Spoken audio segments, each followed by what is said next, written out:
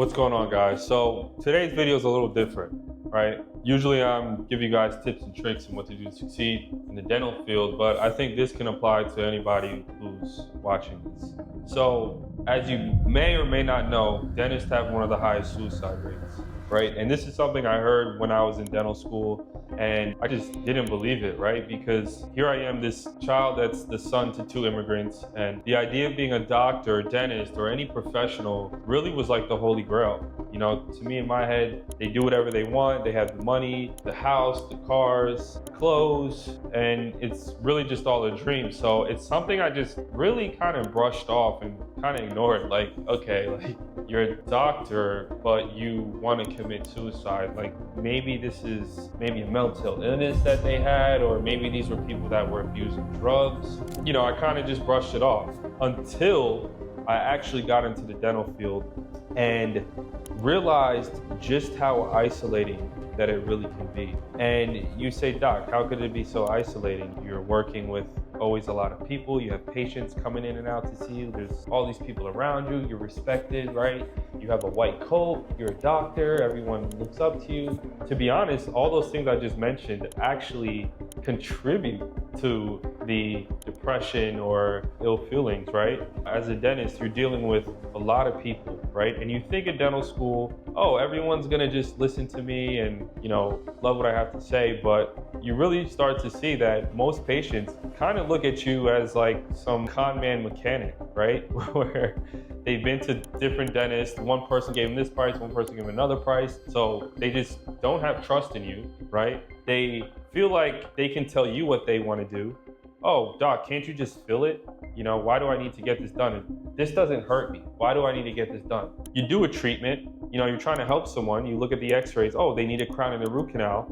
But the truth of the matter is, which they won't tell you in dental school, right? Or even publicly dentists won't say this, but you know, there's a chance of procedures where things either go wrong, you have increased sensitivity, post-op sensitivity. Sometimes you do a crown on a tooth without a root canal. The patient's tooth is super sensitive, right? Now they're coming in blaming you, hey, it was totally fine before you touched it. So you have that, you know, patient-related stress. You know, patients are the most anxious of any patient demographic to begin with. So they're coming in super scared, and that anxiety and that energy, they relinquish it onto you, right? They put all of that fear and anxiety about finances and the pain from the procedure and I don't know what to expect, and they put that onto you to carry, right? So that's one thing. The second thing is you're dealing with the team. Where I work, me as a regional dental director, you know, of a super high volume practice, we have over 28 operatories. I have about 30 employees, and everyone has their energies and moodiness. They have things going on outside of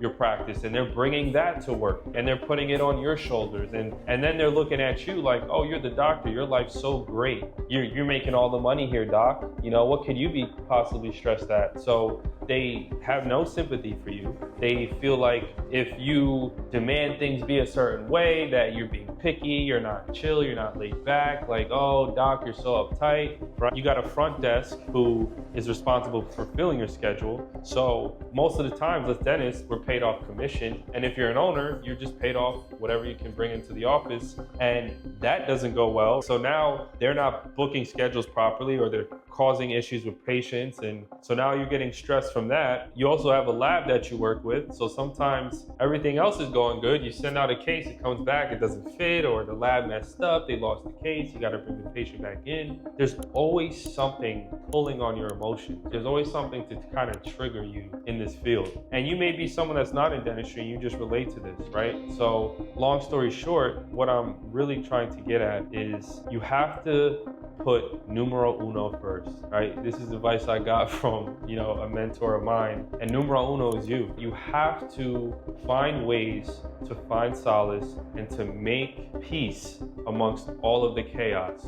And that's why I have things like a tonal machine. That's why I have things like a sauna in my house. That's why I meditate. It's why I invest, at one point I was paying $3,500 a month for coaching, right? You have to invest in yourself, in your mindset, and really be able to zoom out. Okay, if you're able to zoom out and see everything and be unattached, right? Reduce the importance of outcomes, reduce the importance of the things that everybody's bringing towards you. Make light of it, make fun of it, see it as a game, right? Find a way to just make a game out of it. Put on your best acting role that you can, Don't let these things take and drain your energy, because that's all it's trying to do, is take and drain your energy.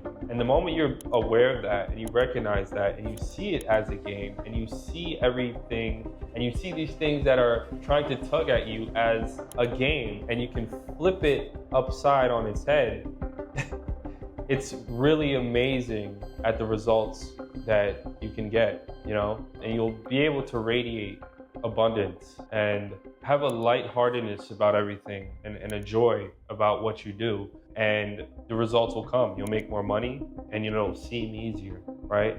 When I finally crossed $1 million in gross production, by the way, I've only been practicing dentistry for about 2 years. So I did this really early, which is a big milestone in dentistry. It felt a lot easier when I wasn't doing that, right? So the year that I made over $400,000 in income seemed easier than the year that I only made $150,000. These are like things that you have to unlock. You have to start to train your mind to live in the end, right? Stop living life from the outside in. Don't let outside influences dictate how things go. You're the one that sets the tone. You're the one that gets to react and choose how you react to everything. You're the one that gets to impart your desires and your wishes and your vision of the life that you have. You can bring that out of you, right? You can pivot off of your lifeline and pivot into the alternative lifeline of the life that you desire.